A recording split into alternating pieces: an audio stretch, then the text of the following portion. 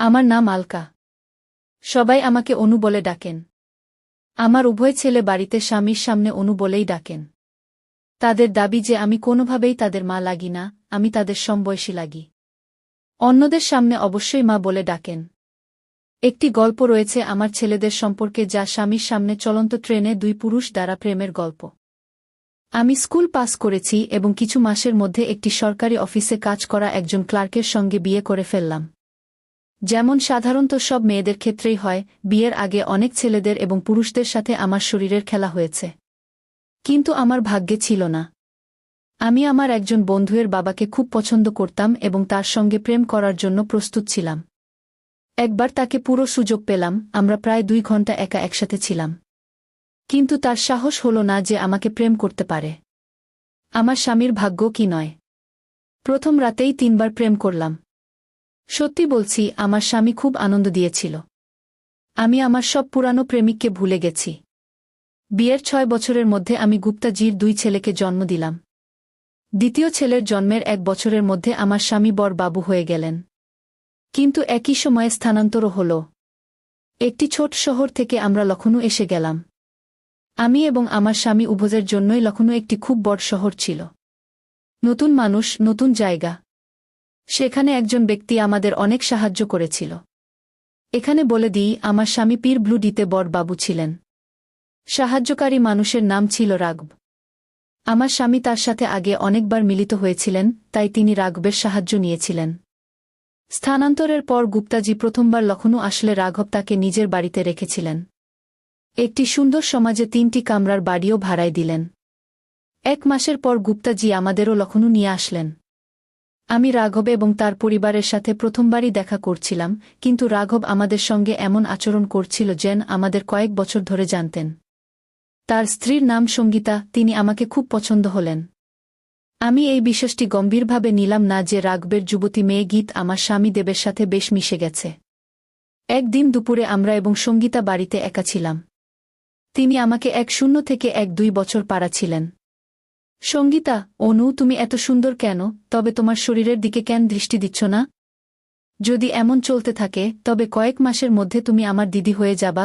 আমি বললাম, দিদি, যত পর্যন্ত বাচ্চারা হয়নি ততক্ষণ কেউ আমাকে দেখেনি। এখন 2টি বাচ্চা থাকার পর কে আমাদের দিকে তাকাবে? কিসের জন্য নিজের যুবকালীকে সংরক্ষণ করবে? সঙ্গীতা জানে না যে তুমি কত সুন্দর এবং মাধুর্যময়, কিন্তু তুমি এমন ঢিলেঢালা পোশাক পরিধান কর যে কেউ তোমার দিকে গতিবিধি করেনি। আমি চাইনি, কিন্তু সঙ্গীতা জিদ করে আমাকে একটি জিমে নিয়ে যাওয়ার জন্য। দুপুর 4 থেকে 5টার মধ্যে আমার বাচ্চাদের সঙ্গীতা নিজের মেয়ে গীত সামলাত এবং আমরা দুজন 1 ঘন্টা ব্যায়াম করতাম। আমি লক্ষ্য করলাম যে ব্যায়াম শেখার সময় সেখানে একজন প্রশিক্ষক আমাদের শরীরকে যেখানে সেখানে স্পর্শ করছিল। আমি সঙ্গীতার কাছে অভিযোগ করলাম। সঙ্গীতা বলল, স্পর্শ করলেই তাকে করতে দাও। আমাদেরও তো ভালো লাগে। যদি আমরা একটু ছাড় দেই তবে আমাদের প্রেমও করবে। দেখি না এই যুবক পুরুষটির শরীর কেমন সুন্দর, তোমার গুপ্তাজি খুবই সুন্দর যুবক। কিন্তু এভাবে যারা একাধিক মায়ের মতো 2টি বাচ্চাসহ, তাদের জন্য একটি মজবুত বুথের মতো পুরুষই খুশি করতে পারে। এসব কথা বলেই আসবে। আমি বললাম, চুপ থাকো। তুমিও প্রেম করতে চাও তো করো। আমি রাঘবকে কিছু বলবো না। তখন সে একটি কথা বলল যা আমি কখনো আশা করিনি। সঙ্গীতা তো বললে কিছু পরিবর্তন হবে না। তোমার রাঘব নিজে তার কাজের জন্য আমাকে বহু লোকের কাছে পাঠায়। অনু, আমি সত্যিই বলছি। সঙ্গীতার কথায় আমি রাগান্বিত হইনি।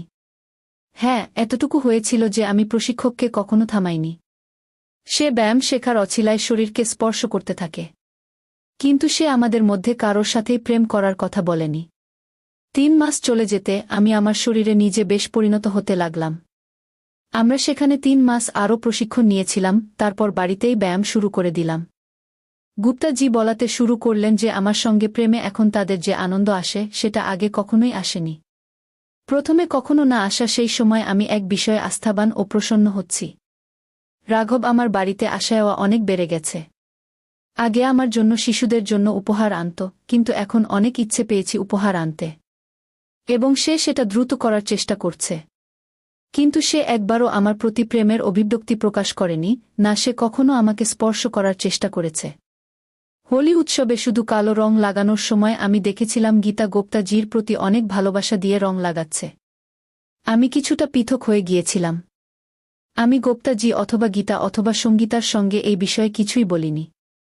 আমার মনে হয়েছিল গুপ্তাজি এবং গীতা সম্ভবত প্রেমে পড়ে গেছেন। রাতে আমি গুপ্তাজির সঙ্গে কিছুই বলিনি, কিন্তু যখন সে আমাকে প্রেম করছিল তখন আমি স্থির করেছিলাম যে প্রথম সুযোগ পেলেই রাঘব অথবা অন্য কাউকের সঙ্গে প্রেম করব। আমাকে দ্বিতীয় পুরুষের প্রয়োজন অনুভব হতে শুরু করেছিল। তখন পর্যন্ত আমার এবং সঙ্গীতার বন্ধুত্ব 2 বছর চলে গিয়েছিল। সঙ্গীতা কখনো আমাকে তার জিমের ট্রেনার অথবা অন্য কারো সঙ্গে প্রেম করার কথা বলেনি, কিন্তু সে প্রায়ই অন্যের সঙ্গে প্রেমের কাহিনী শুনতে বেশ উপভোগ করত। সঙ্গীতার মতে সে বিয়ের আগে 2 জনের সঙ্গে এবং পরে আরও 2 জন পুরুষের সঙ্গে প্রেম করেছে এবং তার স্বামী রাঘব সব কিছু জানত। হোলির 2 মাস পর একটি অন্ধকার দিন গুপ্তাজি বললেন যে তার ছুটি মঞ্জুর হয়েছে। তিনি বললেন যে আগামী সপ্তাহে আমরা প্রথমে গুয়াহাটি যাব এবং পরে দার্জিলিং। 2 দিন পর কিভাবে তিনি আমার সঙ্গে শ্বশুরাল যান তার কোনো খবরই আমাকে দেয়নি। রাতে আমি জিজ্ঞেস করলাম, গুপ্তাজি, এই সফরে কি শুধু আমরা দুজনই যাব? শিশুদের বাবার সঙ্গে থাকছে। আমি খুব জোরই শিশুদের সঙ্গে নিয়ে যাওয়ার বিষয়ে। কিন্তু গুপ্তাজি তার জিদে অন রইলেন। পরবর্তী শনিবার সকালে আমরা নতুন দিল্লি পৌঁছলাম এবং দুপুর 2:00টায় একটি ট্রেনের কামরায় ঢুকলাম। গ্রীষ্মের মাস ছিল, কিন্তু কামরায় ঢুকতেই আমার পুরো দেহ প্রায় গরম হয়ে গেল। আমি আগে বহুবার ট্রেনে বসেছি, কিন্তু সেদিন যে কামরায় ছিলাম সেখানে আগে কখনো বসিনি। আমার আসনে বসে সামনে একটি আসন খালি ছিল। গুপ্তাজি বললেন, আমরা রাজধানী এক্সপ্রেসে বসেছি। তিনি আরও বললেন, এটি সবচেয়ে দামি ট্রেন। আমি বললাম, আমি এত খরচ করার প্রয়োজন কি? গুপ্তা, যেখানে অন্য ট্রেন 4:00 থেকে 4:02 ঘণ্টা সময় নেবে, এই ট্রেন আমাদের 2-6 ঘণ্টায় পৌঁছে দেবে। সত্যি বলছি, এটি সত্যিই ভাল লাগবে। আমি তখনই ভালো লাগবে যখন আমি বেঁচে থাকব। এই ঠান্ডায় আমি তো মারা যাব। আমি বলা শুরু করছিলাম যখন পর্দা সরিয়ে 2 জন যুবক ভেতরে ঢুকল। একজন উপরের বেড থেকে একটি কম্বল কেটে নিয়ে আমার উপর ঢেকেছিল। সে বলল, ম্যাডাম, ভয় পাবেন না। আমরা আপনাকে কোনো ক্ষতি করতে আসিনি। এটি আপনার জন্য, কম্বল জড়িয়ে নিন। অল্প সময়ের মধ্যেই আপনি গরম হয়ে যাবেন। 2 যুবক সামনে বসা বিছানায় বসে গেল এবং ট্রেন চলতে শুরু করল। গুপ্তাজি, আপনি 2 জন আরও কিছু সময়ে আসলে আপনার ট্রেন চলে যেত। এক যুবক বলল, আমাদের ভাগ্য এত খারাপ নয় যে আপনি 2 জনের মতো সুন্দর জুটির সঙ্গে সময় কাটানোর সুযোগ ছেড়ে দেব। আমরা গুয়াহাটি যাচ্ছি। আপনি 2 জন গুপ্তাজি, আমরাও গুয়াহাটি যাচ্ছি। দ্বিতীয় যুবক বলল, এটা ভালো, এই যাত্রা মজাদার হবে। গুপ্তাজি লক্ষ্য করলেন, কিন্তু না জানার কারণে আমি স্পষ্ট দেখতে পাচ্ছিলাম যে দ্বিতীয় যুবক আমাকে লক্ষ্য করে সংকেত দিয়েছিল। আমি মনে মনে বলেছিলাম, যদি তোমাদের মধ্যে সাহস থাকে, তবে আমি আমার স্বামীর সামনে তোমাদের সঙ্গে চলন্ত ট্রেনে প্রেম করতে প্রস্তুত আছি। আমি লক্ষ্য করলাম, একজন 2.5 থেকে 2.6 বছরের এবং অন্যজন 2.8 থেকে 3.0 বছরের ছিল। 2 জনের শরীর আকর্ষণীয় ছিল, কিন্তু তাদের মধ্যে কেউ গুপ্তাজির মতো সুন্দর ছিল না এবং না রাঘবের মতো ভালো, কিন্তু সোনালি ছিল। আমার সাথে ছিল 2 ছেলে ছিলেন। তারা বেশ ভালো লাগছিল, প্রায় একে অপরের সাথে কথা বলছিলেন। তারা সিল্কের পাঞ্জাবি পরা ছিল এবং তাদের গতে সোনালি মালা ছিল। 2 হাতেই 5টি করে আংটি পরা ছিল। তারা তাদের বড় একটি সুটকেস পার্কের নিচে রেখেছিল এবং একটি করে ব্রিফকেস পাশে চাপিয়ে রাখে। তারা আমাদের সামনে বসেছিল, স্পষ্ট দেখা যাচ্ছিল যে তারা খুব ধনী। আমি নীরবে বসেছিলাম এবং শুনছিলাম। তারা গুপ্তজিকে কথায় ব্যস্ত রেখেছিল। গুপ্তজি থেকে তারা সমস্ত তথ্য সংগ্রহ করে নিয়েছিল, যে আমরা কোথায় থাকি, গুপ্তজি কোথায় কাজ করেন ইত্যাদি। নিজেদের সম্পর্কে তারা বলেছিল যে তারা সুপারি ব্যবসা করেন এবং উত্তরাঞ্চলের রাজ্যে সুপারি সরবরাহ করে। প্রতি মাসে কমপক্ষে 2 বার দিল্লিতে আসেন, নতুন অর্ডার নেন এবং পুরানো বকেয়া আদায় করেন। তারা বলেছিল যে তারা 2 ভাই। বড় ভাইয়ের নাম শিবপাল এবং ছোট ভাইয়ের নাম ভূষণ। তাদের মধ্যে আমার বড় ভাই শিবপালের প্রতি বেশি আকর্ষণ হল। ওয়েটার প্রথমে আমাদের 4 জনকে পানির বোতল দিয়েছিল। ওয়েটার চায়ের ট্রে নিয়ে এলে তারা আমাদের জন্য চা তৈরি করেনি। চায়ের কাপ আমার হাতে ধরার সময় ছোট ভাই আমার আঙুলগুলো চেপে ধরেছিল। আমি হাসছিলাম না, আমার মুখশ্রী পরিবর্তিত হল। আমরা চা পান করলাম। আমাকে বাথরুম লাগছিল। আমি আস্তে করে গুপ্তজিকে বললাম। আমরা 2 জন নিজেদের সিট থেকে উঠে দাঁড়ালাম। গুপ্তজি প্রথমে পর্দা সরিয়ে বাইরে গেলেন। সাথে সাথে ছোট ভাই আমার হাত চেপে ধরল। তুমি অনেক সুন্দর। আমি হাত জড়ানো ঠেলে বেরিয়ে পড়লাম। আমার গুপ্তজিকে কোনো অভিযোগ ছিল না। 1-0 মিনিট পর আমরা ফিরে এলাম।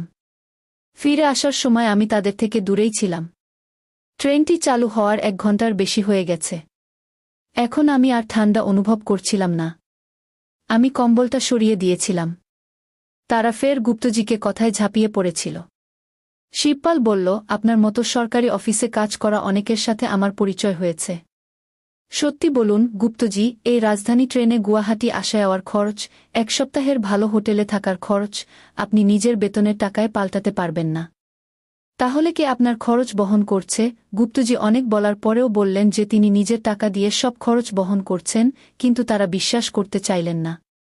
ভূষণ বলল, ঠিক আছে, আপনি বলতে চাইলে বলবেন না, কিন্তু আমরা নিশ্চিত বলতে পারি যে আপনার ছুটির পুরো খরচের দায়িত্ব নিশ্চয়ই কোনো ঠিকাদারই নিচ্ছে। কিন্তু আপনি কি কখনো ভেবে দেখেছেন সেই মানুষটি আপনার উপর কমপক্ষে 2,000 টাকার খরচ কেন করছে? জানা ট্রেনের টিকেটের টাকা বা হোটেলের খরচের ব্যবস্থা গুপ্তজি নিজেই করেছেন কিনা, অথবা রাঘব অথবা অন্য কোনো ঠিকাদার? গুপ্তজি সোজা জবাব দেননি। কথা ফের ধনবৃত্তি উপার্জনের পদ্ধতিতে ফিরে আসে। গুপ্তজি, আমরাও অনেক পড়াশোনা করি, কঠোর পরিশ্রম করি, কিন্তু কিছু লোক বাদ দিলে বাকি সবাই গরিবই থাকে কি? শিবপাল বলল, পড়াশোনা করা গুরুত্বপূর্ণ, কিন্তু সফল হতে হলে আরও কিছু প্রয়োজন কি? শিবপাল আমার দিকে তাকিয়ে বলল। আমি নীরব থাকতে চাইছিলাম না। পড়াশোনা ও পরিশ্রম ছাড়া আর কি দরকার? শিবপাল বলল, ভালো ভাগ্য, এবং তার চাইতেও গুরুত্বপূর্ণ হল সঠিক সময়ে সুযোগের পূর্ণ উপকার পাওয়া গিয়ে। ভালো ভাগ্য তো আমাদের বুঝতে পারলাম, কিন্তু সুযোগ কাজে লাগানো বলতে কি বোঝাচ্ছেন? আমি বললাম। 2 ভাই একে অপরের দিকে তাকালেন। ভূষণ বলল, ম্যাডাম, আপনি নিশ্চয়ই সবসময় শাড়ি পরিধান করেন। আপনি জানেন যে সারাদিনে সেকেন্ডে একবার আপনার আঁচল আপনার কাঁধ এবং বুক থেকে সরে যায়। আমরা আপনাকে 500 দেব, তবুও আপনি সুযোগ কাজে লাগাচ্ছেন না।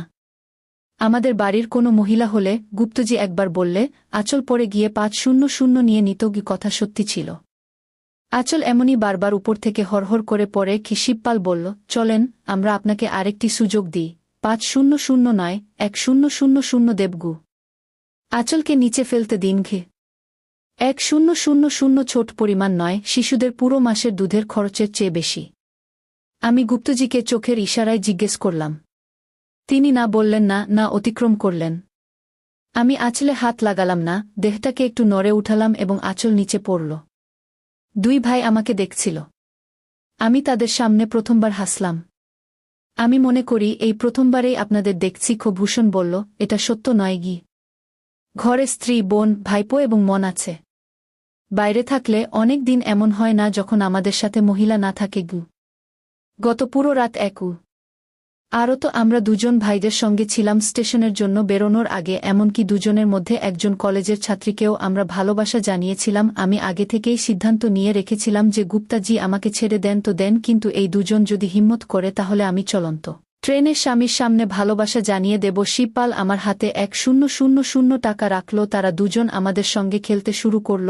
আমিও এই খেলায় মজা পেতে শুরু করেছিলাম। আমার কথা শুনে ভূষণ আমাকে দেখিয়ে তার ব্রিফকেস খুলল। ব্রিফকেসে নোটের বান্ডেল ছিলই, তাতে কিছু জাগাজিনের মতো বইও ছিল। সে একটি বই বের করে গুপ্তাজিকে দিল। শিবপাল, তোমাদের 2 জনকে একটি রাজের কথা বলি। আপনারা কেউ কাউকে বললে তাড়াতাড়ি কেউ বিশ্বাস করবে না। আমি কোনো রাজ্যের কথা বুঝতে পারছি না। ভাইয়ের বিয়ে আমাদের 5 বছর আগে হলো। যেমন আনুজি আপনাদের দেখে আমরা 2 জনই পাগল হয়ে যাচ্ছি, তেমন করে আমি ভাবিকে দেখে পাগল হয়ে গিয়েছিলাম। পিয়ার বিয়ের 3 বছর আগে থেকে আমরা 2 জনেই মিলে কোনো কাউকে ভালোবাসি। ভূষণকে যে মেয়েটি ভালোবাসা হয়েছে তা একটাই ছিল, কিন্তু সে আমাদের 2 জনকেই খুশি করত। আমাদের মা এবং অন্য মহিলারা অনেক প্রতারণা করেছে, কিন্তু আমরা বলে দিয়েছিলাম যে আমরা আমাদের গৃহবধূকে একসাথে ভালোবাসব। আমরা 2 জন তার কথা শুনছিলাম, কিন্তু মনে হচ্ছিল যে তারা যা বলছে সব মিথ্যা বলছে। শিবপাল, গুপ্তজি, আনু, আপনাদের মুখ দেখে মনে হচ্ছে আপনাদের আমাদের কথা বিশ্বাস হচ্ছে না। হাত কঙ্গনকে আরসি কি, চলুন আপনাদের জন্য হাতি নিয়ে এসেছি। আপনাদের যতদিন থাকতে ইচ্ছা আমাদের সাথে থাকুন। শিবপাল, শুধু আমাদের গৃহবধূই নয়, অন্যদের সাথে থাকবে। 3টি মহিলা এবং আমরা 3 জন পুরুষ। আমি আপনাদের 2 জনকে পাগল দেখছি। বেটার ভিতরে এসে খালি সুপের কাটোরা নিয়ে গেল, কিন্তু কিছু সময় পরে খাবার নিয়ে এল। এক ভাই বেটারকে 200 দিল এবং বেটার আমাদের সবকিছু খাওয়াতে চেয়েছিল। খাওয়ার পরে আমরা আইসক্রিমও খেলাম। আইসক্রিম খাওয়ার পরে আমি কম্বলটা সরিয়ে রেখে দাঁড়িয়ে একা বাইরে বাথরুমে গিয়ে ফিরলাম। শিবপাল আমাদের রাতে বিঘ্ন করতে দেবে না। আমি গুপ্তজির দিকে তাকালাম। আমি বুঝতে পারলাম যখন আমি বাইরে গিয়েছিলাম তখন নিশ্চয়ই এই দুই ভাই গুপ্তজির সাথে কোনো চুক্তি করেছে। আমার টাকা বা অন্য কিছু দরকার ছিল না। আমার চোখের সামনে গীতার আচরণ বারবার ভাসছিল। শিবপাল, গুপ্তজি গুয়াহাটিতে আপনাদের ঘরেই থাকবেন। গুয়াহাটির থেকে আপনি দার্জিলিং যাবেন, কিন্তু আনু আপনার সাথে যাবে না। আনু আমাদের সাথে থাকবে এবং আপনার সাথে আমাদের বোনও যাবে না। সে আপনার গৃহবধূর মতো থাকবে।